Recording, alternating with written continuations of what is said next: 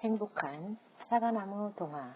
글 김현태, 그림 김경희. IM북. 머리말. 이 동화책은 행복에 관한 이야기예요. 가난하지만 절대 불행하지 않는 우리 이웃들의 이야기예요. 서로의 마음을 위로하고 서로의 마음을 나누고 서로의 마음을 사랑으로 감싸주는 아주 따뜻한 우리 이웃들의 행복한 이야기예요. 여러분도 이 동화책을 들으면서 잠시라도 행복해졌으면 좋겠어요. 아울러 진정한 사랑과 희망이 무엇인지 깨달았으면 해요. 그리고 행복을 나눠주는 사람이 되었으면 더더욱 좋겠어요. 학교에 가다가 만나는 친구에게 먼저 활짝 핀 장미 같은 미소를 건네고, 힘들어하는 친구에게 먼저 햇살 같은 위로의 말을 건네고, 어려운 이웃에게 소나무처럼 믿음직스럽고 다정한 친구가 되어주는 그런 행복한 사람 말이에요.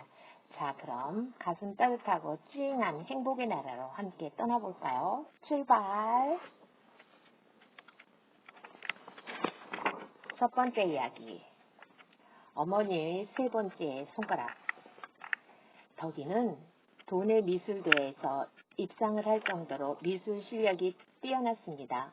학교 수업이 끝나면 늘 붓을 잡고 사는 덕희의 꿈은 아주 멋진 화가가 되는 것입니다. 엄마, 설거지는 나중에 하고 여기 의자에 앉아보세요. 제가 엄마 그려드릴게요. 또?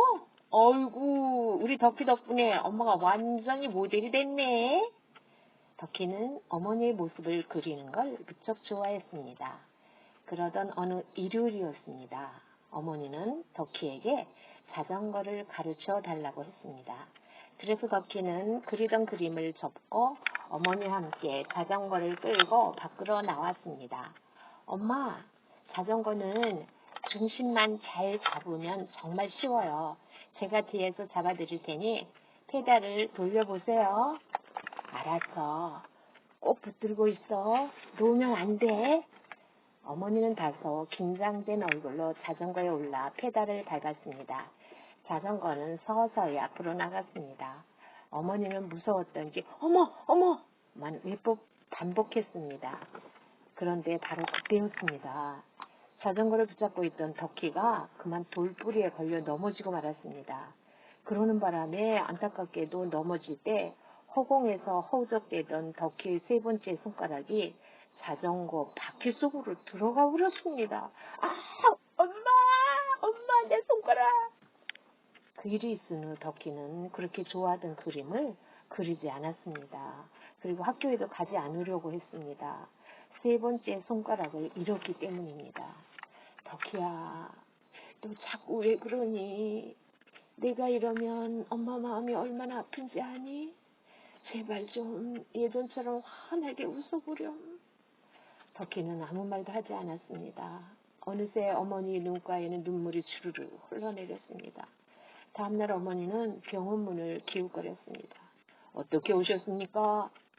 의사가 어머니를 맞았습니다. 선생님, 저에겐 딸이 하나 있는데 그만 제 실수로 세 번째 손가락을 잃었어요. 그래서 제 딸에게. 어머니는 끝내 말을 잊지 못하고 눈물을 흘렸습니다. 의사가 휴지를 꺼냈습니다. 어머니는 울음 섞인 목소리로 말했습니다. 제 딸아이는 화가가 되는 게 꿈인데 네 손가락으로 붓을 잡는다는 것이 싫은가 봅니다. 그래서 제 세 번째 손가락을 딸에게 주고 싶어요. 비록 거칠고 주름도 많지만 선생님, 가능할까요? 적합 수술이 가능할까요? 어머니의 말을 들은 의사는 아무 말도 할 수 없었습니다. 딸을 정말로 사랑하는 어머니의 마음에 그냥 감동을 했던 것입니다. 물론 가능한 일입니다. 그러나 꼭 그렇게 하셔야겠습니까? 예. 어머니는 짧게 대답한 뒤 감사하다며 꾸벅 인사를 하고 병원 문을 나섰습니다. 다음 날 어머니는 덕희와 병원을 방문했습니다. 영문을 모르는 덕희는 어머니에게 이끌려 의사 앞으로 갔습니다. 어머니는 다짜고짜 의사에게 빨리 수술을 해달라고 말했지만 의사는 어제의 일을 덕희에게 설명했습니다. 어머니가 자신에게 손가락을 주려 했다는 것을 안 덕희는 그만 눈물을 쏟고 말았습니다. 물론 덕희는 수술을 거부했고 어머니와 덕희는 병원을 나왔습니다. 집에 오는 동안 내내 어머니와 덕희는 약간의 거리를 두고 걸었습니다. 덕희야, 엄마는 너의 손을 볼 때마다 마음이 아프구나. 그런데 더욱 마음 아픈 것은 내가 너의 손가락과 함께 꿈마저 이렇게 한 거란다. 덕희야, 다시 미술 시작해라. 응? 덕희는 아무 말 없이 어머니의 손을 잡았습니다. 그리고 집에 오자마자 어머니에게 의자를 내밀며 환하게 말했습니다. 엄마, 여기 좀 앉아보세요. 제가 엄마 얼굴 그려드릴게요. 덕희는 제 방에서 미술 도구를 가져왔습니다. 그리고 어머니를 스케치하기 시작했습니다. 어머니는 흐뭇했습니다. 그리고 고마웠습니다. 다시 그림을 그리기 시작한 덕희가 자랑스러웠습니다. 비록 네 손가락으로 그리는 그림이지만 아마도 이 세상에서 가장 아름다운 그림이 될 것입니다. 여러분 아시나요? 어머니라는 단어가 이 세상에서 가장 가슴 저린 말이라는 것을요. 어머니의 깊은 사랑은 그 누구도 가늠할 수 없을 거예요. 그만큼 그 사랑은 위대하고 숭고하다는 말이지요. 우리들은 늘 어머니의 사랑을 받기만 합니다. 물론 마음속으로는 받은 사랑을 나중에 돌려드려야지 하는 기특한 생각도 하겠지만 그 일은 그리 쉬운 일이 아닙니다. 받는 사랑에만 익숙하고 사랑을 보답하는 것은 익숙지 않기 때문이죠. 또한 늘 가까이에 있기에 어머니의 사랑을 잊고 살아갑니다. 여러분, 나중에 돌려드릴 생각 말고 지금부터라도 어머니께 조금씩 돌려드리세요. 사랑은 갖는 것은 그리 어려운 일이 아닙니다. 친구에게 들은 재미있는 이야기도 들려드리고 흥미로운 게임이 있으면 같이 해보기도 하고 가끔은 함께 자전거를 타고 운동장도 달려보세요. 이 정도로 어머니는 충분히 기뻐하실 것이며 그게 사랑의 시작이며 전부랍니다. 두 번째 이야기, 자장면 시키신 분. 나 자장면 시킨 적 없어. 주소를 잘못 알았구만. 정말 자장면 안 시키셨어요? 배달 온 채구는 고개를 갸우뚱거리며 다시 한번 물었습니다. 할머니, 정말 안 시키셨죠? 안 시켰다니까. 여기 77-3번지 맞죠? 주소는 맞네. 그럼 여기 전화번호는 어떻게 되죠? 전화가 어딨어. 늙은이 혼자 사는데 무슨 전화가 필요해. 그제야 채구는 누군가가 장난 전화를 했다는 걸 알아챘습니다. 바빠 죽겠는데 도대체 어떤 놈이 장난 전화야? 채구는 씩씩거리며 중국집에 전화를 했습니다. 주인 아저씨, 저 현수예요. 여기 77-3번지 짜장면 안 시켰다는데요? 어떡하죠? 뭘 어떻게 해? 어차피 짜장면 오래되면 불어서 못 먹으니까 그냥 드시라고 놔두고 와. 알았어요. 채우는 철가방에서 짜장면 한 그릇을 꺼내 할머니 앞에 내밀었습니다. 할머니, 그냥 이거 드세요. 우리 주인 아저씨가 할머니 드리래요. 이렇게 고마울 때가 있나. 그래, 잘 먹겠다고 꼭 주인 아저씨께 전해주구려. 채구는 고개를 끄덕인 후 오토바이를 타고 중국집으로 향했습니다. 며칠이 지났습니다. 주인 아저씨가 주방장에게 짜장면 한 그릇 하고 외쳤습니다. 곧이어 먹음직스러운 짜장면 한 그릇이 나왔습니다. 주인 아저씨는 채군을 불렀습니다. 현수야, 이것 좀 배달하고 오너라. 예, 알겠습니다. 어디에요? 77-3번지다. 채군은 고개를 갸우뚱거리더니 잠시 후 입을 열었습니다. 혹시 거기 며칠 전에 장난 전화 온 데 아니에요? 홀로 사시는 할머니 집인데 아마 이번에도 장난 전화일 거예요. 지금 무슨 소리냐? 어서 배달하고 오라니까. 채구는 발길이 떨어지지 않았습니다. 아무래도 장난 전화가 틀림없다는 생각이 들었던 것입니다. 아저씨, 그 할머니한테 전화도 없어요. 그런데 짜장면을 어떻게 시켜요? 분명 어떤 놈이 장난 전화한 거니까요. 전화는 언제 왔어요? 목소리가 남자예요, 여자예요? 그러자 주인 아저씨가 갑자기 화를 냈습니다. 주문이 왔으니 어서 가봐. 짜장면 퉁퉁 불어서 맛이 없어지면 네가 책임질 거냐? 어서 가. 최군은 오토바이에 시동을 걸고 바람처럼 휘 하는 77-3번지를 향해 사라졌습니다. 나 짜장면 시킨 적 없는데. 정말 안 시키셨어요? 돈이 없어 쌀도 못 사먹는 형편인데 무슨 중국 음식을 배달시켜 먹겠어. 최군은 주먹으로 벽을 치며 짜증스러운 말투로 말했습니다. 도대체 어떤 놈이 장난 전화한 거야? 잡히기만 해봐. 최군은 중국집으로 전화를 걸었습니다. 예, 멀리정성입니다. 아저씨 저예요. 제 말이 맞잖아요. 장난 전화잖아요. 여기 사시는 할머니는 전화한 적도 없대요. 이 짜장면 어떡하죠? 아는 수 없지. 할머니 데리고 오너라. 또요? 그래, 장난 전화든 아니든 그 짜장면의 주인은 할머니이시니까. 최군은 철가방의 짜장면을 할머니에게 내밀었습니다. 그리고 서둘러 중국집으로 향했습니다. 그리고 또 며칠이 지났습니다. 주인 아저씨는 최군을 불렀습니다. 현수야, 이 짜장면 77-3번지 배달하고 오너라. 아저씨, 참 이상하시네. 제가 쭉 지켜봤는데 주문 전화도 없었는데 왜 그 집에 배달을 가라는 거예요? 주인 아저씨는 잠시 망설이더니 더듬더듬 말했습니다. 아까 너 화장실 가는 사이에 전화가 왔다니까? 최군은 뭔가 이상하다 싶어 주인 아저씨를 추궁하였습니다. 솔직히 말씀하세요. 전화 안 왔죠? 그제야 주인 아저씨는 머리를 긁적이며 어린아이처럼 수줍게 미소 지으며 말했습니다. 그래, 전화 같은 건 오지 않았다. 그냥 내가 너를 속인 거야. 그 할머니께서 혼자 어렵게 사신다는 걸 알고 내가 깨를 낸 거야. 짜장면 한 그릇으로 돕는다는 게 부끄럽고 쑥스럽기도 해서 할머니도 너도 속인 거야. 배달하느라 힘들 텐데 너한테는 정말 미안하다. 주인 아저씨의 말을 들은 최군은 고개를 끄덕이며 미소를 보였습니다. 그랬군요. 진작에 말씀하셨으면 저도 짜증내지 않고 기분 좋게 배달 갔을 텐데. 짜장면 주세요. 금방 배달하고 올게요. 최군은 오토바이에 시동을 건 후 휘파람 불고 77-3번지에 사시는 할머니를 향해 달려갔습니다. 오늘따라 바람이 세차게 불어 추웠지만 그래도 마음만은 참으로 따뜻했답니다. 한 젊은이가 마더 테레사의 수행원이 되어 그녀에게 가르침을 받고자 하였습니다. 그래서 젊은이는 모든 경비를 다 지불할 테니 가까이에서 모시도록 허락해 줄 것을 부탁했습니다. 그러나 마더 테레사 수녀는 신중히 거절했습니다. 젊은이는 서운한 마음에 따지듯 물었습니다. 수녀님, 왜 거절을 하십니까?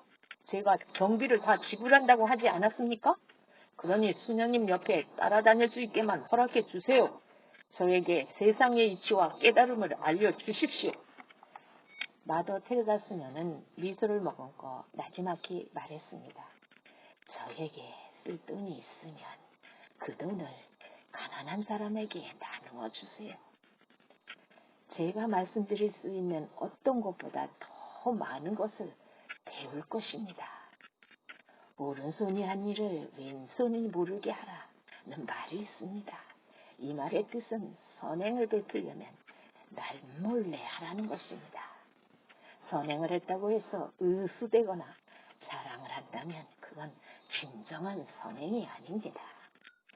또한 가난한 이웃을 사랑하는 마음 못지않게 그 마음을 직접 실천하는 것도 중요하답니다. 여러분도 이제 마음속에만 담아두지 말고 지금 바로 실천하는 건 어떨까요? 세 번째 이야기. 희망을 만든 우편 집배운. 젊은 우편 집배운이 있었습니다. 그의 일은 도시에서 아주 멀리 떨어진 작은 시골 마을에 우편물을 배달하는 것입니다. 시골 마을로 가는 길은 뿌연 모래먼지만 날릴 뿐 그 흔한 들꽃조차도 없었습니다.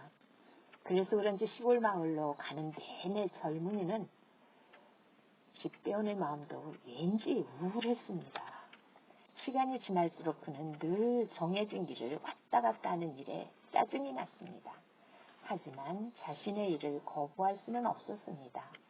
설레는 마음으로 우편물을 기다리는 마을 사람들 때문이었습니다. 그러던 어느 날 젊은 우편 집배우는 시골 마을 입구에 앉아 한숨을 내쉬며 중얼거렸습니다.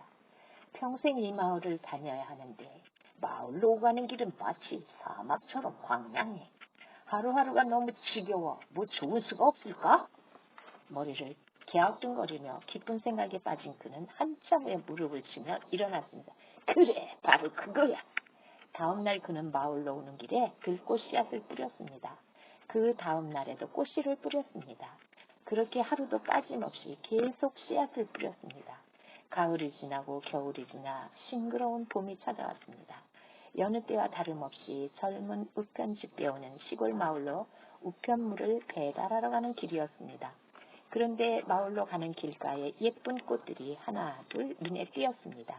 그리고 이름은 없지만 향기가 진한 들꽃과 들풀도 잔뜩 피어 있었습니다. 젊은 우편집 배우는 꽃과 들풀에 코를 갖다 대며 아, 예쁘다. 향기도 정말 좋군. 여름이 다가오자 들꽃은 더욱 만발했고 그리고 가을에도 여전히 아름다운 잣대를 뽐내며 꽃잔치는 계속되었습니다. 젊은 우편집 배우는 꽃길을 오고 게 마냥 행복했습니다. 절로 휘파람이 나왔습니다. 이제 마을로 가는 길은 외롭거나 심심하거나 우울하지 않았습니다. 오히려 즐거운 길이 되었습니다. 그는 이제 욕심이 생겼습니다. 마을로 가는 길가에 가로수를 조성하는 것이었습니다. 그는 꽃길을 오갈 때마다 작은 묘목 몇 개씩을 가지런히 길가에 심었습니다. 비록 지금은 손가락만한 나무이지만 언젠가는 내 키보다 더 높이 자랄 거야. 젊은 우편집 배우는 먼 훗날을 기약하며 싱글벙글 마을로 향했습니다. 혹시 여러분 중에 이런 어린이가 있나요? 왜 그런지 모르겠어. 내 주변엔 온통 슬픔투성이야. 나를 기쁘게 하는 것들이 뭐 없을까? 삶은 텅 빈 무대와 같답니다. 무대를 아름답게 꾸밀 것인가 아니면 그냥 보잘것없이 방치할 것인가는 그 무대에 서 있는 여러분 자신의 몫입니다. 이 세상에 슬픔만 가득한 것 같지만 사실 주위를 둘러보면 기쁨으로 가득 차 있답니다. 새벽의 정적을 깨지 않으려고 조용히 걷는 우유 배달 아주머니. 친구야, 보고 싶다 라고 적힌 우편함에 꽂혀있는 작은 엽서 한 장. 유치원을 지나다가 보게 되는 어린 아이들의 맑은 웃음소리. 그리고 밥 먹어라 하며 부르는 어머니의 따뜻한 음성. 이 얼마나 나를 기쁘고 행복하게 만드는 것들입니까? 이제 여러분도 인생이라는 아주 넓고 큰 무대를 슬픔보다는 기쁨으로 채워보세요. 오늘 하루의 따뜻한 햇살과 작은 것에도 감사하는 마음, 그리고 친구들과 함께 나누는 해맑은 웃음으로 말입니다. 네 번째 이야기, 도둑 맞은 빨간 신발. 철수와 그의 동생 미니는 어머니, 아버지 없이 단둘이 살고 있었습니다. 몇 해 전 어머니와 아버지가 교통사고로 하늘나라로 떠났기 때문입니다. 의지할 사람도 없이 어린 남매 둘이 산다는 것은 힘든 일이었습니다. 이제 겨우 중학교 1학년인 철수는 소년 가장입니다. 철수는 새벽녘에 일어나 신문 배달과 우유 배달을 하고 학교가 끝난 후에는 전단지를 배포하는 일을 하였습니다. 철수는 일에서 번 돈으로 동생 미니의 학용품도 사고 쌀도 사고 반찬도 샀습니다. 그러던 5월 어느 날 미니의 생일이 다가왔습니다. 철수는 큰 마음 먹고 동생 미니의 생일 선물로 신발을 샀습니다. 먹고 살기에도 힘든 형편이었지만 그래도 미니가 기뻐하는 모습을 보고 싶었기 때문입니다. 생일날 철수는 미니가 놀이터에서 노는 동안 초코파이로 생일 케이크를 만들었습니다. 그리고 기뻐하는 동생 미니에게 귀여운 토끼가 그려져 있는 빨간 신발을 내밀었습니다. 미니야, 자 받아. 오늘이 내 생일이잖아. 생일 축하해. 미니의 입가에는 미소가 번졌습니다. 우와, 이 신발 정말 신고 싶었어. 난 오빠가 내 생일을 잊은 줄 알고 눈물이 날 뻔했는데. 오빠, 정말 고마워.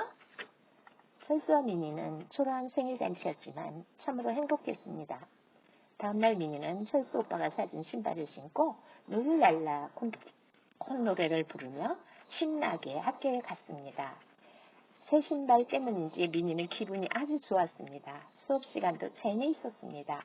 그런데 수업이 다 끝나고 집으로 가려고 하는데 이게 어찌된 일입니까? 신발장에 있어야 할 새 신발이 보이지 않았습니다.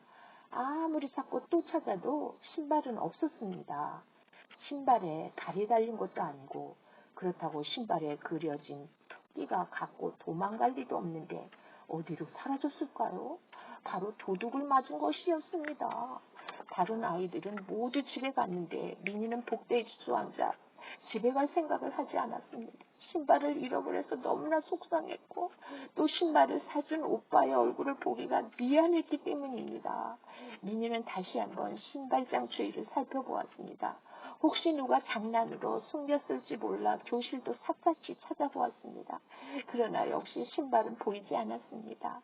어둠이 짙게 내려앉은 밤 미니는 닭똥 같은 눈물을 양볼에 흘리며 맨발인 채 집으로 향했습니다. 집 앞에서 기다리고 있던 철수는 울고 오는 미니를 발견하고 달려갔습니다. 미니야! 학교에서 무슨 일 있었니? 왜 이렇게 늦게 왔어? 그리고 왜 맨발이야? 미니는 울음 섞인 목소리로 다짐하게 말했습니다. 오빠, 미안해. 뭐가 미안하다는 거니? 울지 말고 차근차근 말해봐. 학교에서 그만 신발을 잃어버렸어. 철수는 시무룩한 미니를 향해 웃어 보이며 말했습니다. 괜찮아. 그까짓 것 가지고 그러니. 오빠가 다음에 또 사주면 되지. 그만 울어. 뚝! 철수는 동생 미니를 따뜻하게 안아주었습니다. 그리고 며칠이 흐른 어느 날이었습니다. 철수는 일을 마치고 집에 오는 길에 놀이터를 지나치게 되었습니다. 그런데 놀랍게도 미니에게 사준 새 신발과 똑같은 신발을 신고 노는 미니 또래의 아이를 발견했습니다. 확인 하나마나 분명 미니의 신발이었습니다. 철수는 너무나 화가 나고 그 아이가 미웠습니다. 감히 내 동생 신발을 훔쳐? 내가 혼내줄 테다. 철수는 두 주먹을 불끈 쥐고 몰래 그 아이를 뒤따라갔습니다. 그런데 그 아이가 도착한 집은 바람이 불면 금방이라도 쓰러질 정도로 낡고 허름한 작은 집이었습니다. 더구나 그 아이는 앞을 못 보는 할머니와 함께 살고 있었습니다. 그 아이의 손을 잡고 한 발 한 발 힘겹게 내리는 할머니의 모습을 바라보던 철수는 자기도 모르게 쥐고 있던 주먹을 스르르 풀었습니다. 그리고 그냥 돌아와서 집으로 돌아오고 말았습니다.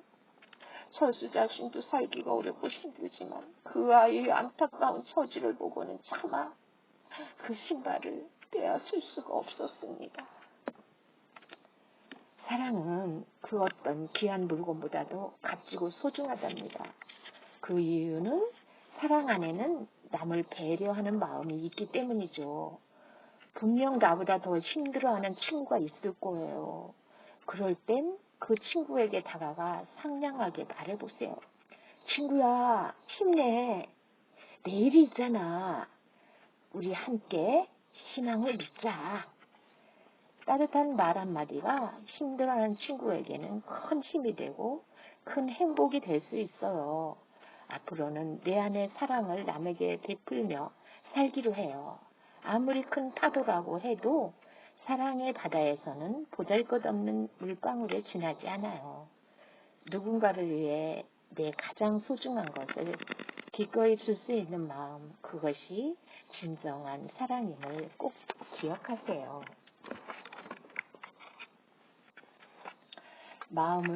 다섯 번째, 마음을 움직인 한 줄의 글. 늙은 장님이 팻말을 목에 걸고 지하철 입구에서 구걸을 하고 있었습니다. 그 팻말에는 이런 글귀가 씌어져 있었습니다. 저는 태어날 때부터 장님입니다. 한 푼만 도와주십시오. 지나가는 사람들은 많았지만 그 장님에게 동전을 주는 사람은 거의 없었습니다. 벌써 날이 저물어 밤하늘은 별들로 가득 찼습니다. 그러나 장님의 깡통에는 한두 개의 동전만이 담겨 있을 뿐 바닥이 훤히 보였습니다. 다음 날 장님은 변함없이 지하철 입구에서 구걸을 하고 있었습니다. 역시 팻말에는 똑같은 글귀가 씌어져 있었습니다. 저는 태어날 때부터 장님입니다. 한 푼만 도와주십시오. 물론 오늘도 지나가는 사람들은 많았습니다. 하지만 그 장님에게 동전을 주는 사람은 아무도 없었습니다.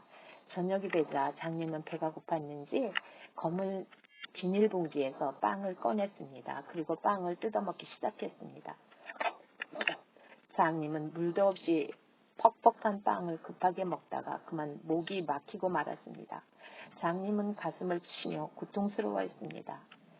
친구 집에 다녀오는 길에 민철이는 지하철 입구에서 그 광경을 보았습니다. 민철이는 황급히 장님에게 달려갔습니다. 괜찮으세요, 아저씨? 제가 등을 두드려 드릴게요.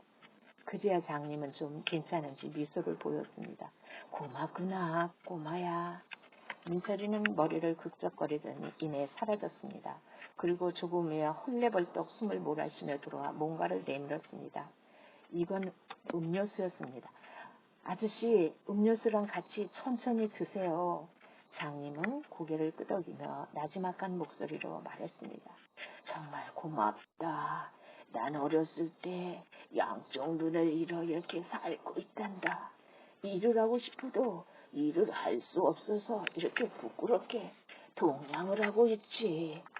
민철이는 한참 동안 장님의 목에 걸려있는 팻말을 바라보았습니다. 그런데 그 팻말의 글귀가 마음에 들지 않았는지 민철이는 자꾸만 고개를 흔들었습니다. 그리고는 골똘히 뭔가를 생각하더니 얼마 안 있어 환한 표정으로 그래 이거야 하고 외쳤습니다. 아저씨, 제가 팻말에 적힌 글귀를 바꿔드릴게요. 장님 아저씨는 고개를 끄덕였습니다. 민철이는 팻말에 있던 글귀를 지우고 그 위에 또박또박 한 자씩 새롭게 글씨를 쓰기 시작했습니다. 저는 봄이 와도 꽃을 볼 수 없답니다. 민철이는 새로 쓴 팻말을 장님 아저씨 목에 걸어주었습니다. 그 순간 놀라운 일이 벌어졌습니다. 지나가던 사람들이 갑자기 장님의 목에 걸린 팻말을 오래도록 바라보았습니다. 어떤 사람은 팻말의 글귀를 보고 울먹이는 사람도 있었습니다. 그러더니 사람들이 너나 할 것 없이 지갑을 열기 시작했습니다. 땡그랑 땡그랑 순식간에 장님의 깡통에는 돈이 쌓여갔습니다. 장님은 행복한 미소를 지으며 입을 열었습니다. 꼬마야, 도대체 무슨 말을 썼길래 사람들이 이러는 거니? 그건 비밀이에요. 날이 저물자 장님은 돈이 가득 들어있는 깡통을 들고 집으로 향했고 민철이도 가벼운 마음으로 콧노래를 부르며 집으로 돌아갔습니다. 여러분도 누군가를 좋아하거나 사랑한 적이 있을 겁니다. 누군가를 좋아하거나 사랑한다는 것은 그 사람의 마음 안에 내가 들어가고 싶다는 것이죠. 그러나 그 사람은 마음의 문을 자물쇠로 꼭 잠그고 들어갈 틈을 주지 않아요. 강제로 그 사람의 마음을 열 수도 없는 노릇이죠. 그렇다고 돈과 선물로 그 사람의 마음을 열 수도 없어요. 그런데 의외로 사람의 마음을 열어주는 것은 아주 간단합니다. 그건 바로 진실이 담긴 말 한마디, 진실이 담긴 한 줄의 글이면 충분하답니다. 사랑한다는 고백 안에 진실이 담겨져 있다면 어떤 고난과 불행 속에서도 반드시 널 지켜주겠다는 진실이 담겨져 있다면 그 사람은 마음을 열어줄 것입니다. 마음을 받아줄 것입니다. 말은 누구나 할 수 있습니다. 그러나 진실된 말만이 사람의 마음을 움직인다는 걸 꼭 명심하세요.